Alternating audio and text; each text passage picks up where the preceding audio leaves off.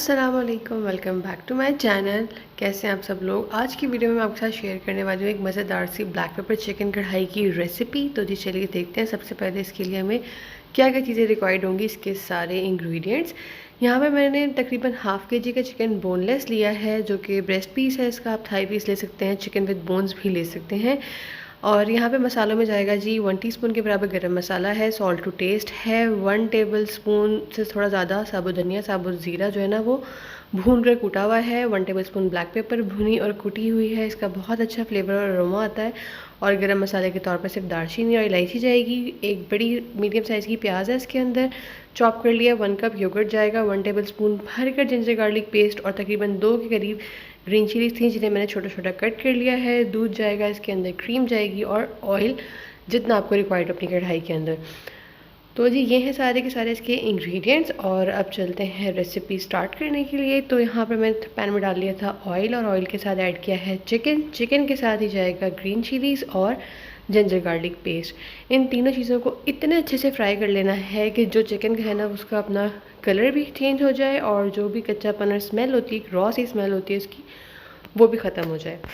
Chicken का अपना colour भी चेंज हो जाएगा और जिंजर गार्लिक का कलर भी चेंज होकर लाइट ब्राउनिश हो जाएगा। ज़्यादा जलाना नहीं है इसको। तो यहाँ पर मैं इसके अंदर दालचीनी और छोटी इलायची और लौंग डालना भूल गई थी, तो फिर मैंने अब इसके अंदर ऐड किया उसको। और इसके साथ भी अच्छे से मिक्स करके मैं चिकन को कर लूँगी फ्राई। और फ्राई करने के बाद चिकन को निकाल देंगे बाहर और जो पैन में ऑयल है उसको एज इट इज़ रहने देंगे, क्योंकि आगे का भी सारा मसाला इसी के अंदर कुक होना है। अगर तो आपने बहुत ज़्यादा ऑयल डाला है फ्राई करते हैं तो यहाँ पे ऑयल की क्वांटिटी कम कर सकते हैं। तो उसी ऑयल के अंदर मैंने ऐड कर दी हैं जी चॉप्ड अनियंस। इसको अच्छे से करेंगे मिक्स और फ्राई करेंगे। और मिक्स करने के बाद आपने इसे जस्ट इतनी देर के लिए फ्राई करना है कि हल्की सी ये लाइटेस्ट ब्राउन होनी स्टार्ट हो जाए।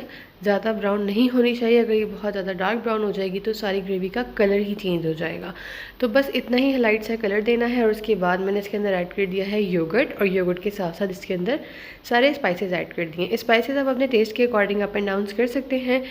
और बस यहाँ पे इसको करेंगे अच्छे से मिक्स इतने अच्छे से कर लेना है कि दही सारे मसाले और प्याज वगैरह मिक्स हो जाए। और फिर उसके बाद इसके अंदर हमने ऐड करना है मैक्सिमम हाफ कप के करीब योगर्ट। अगर आपके सारे ही मसाले और ग्रेवी की क्वांटिटी ज़्यादा है तो ऑफकोर्स मिल्क इसके अंदर ज़्यादा ऐड होगा।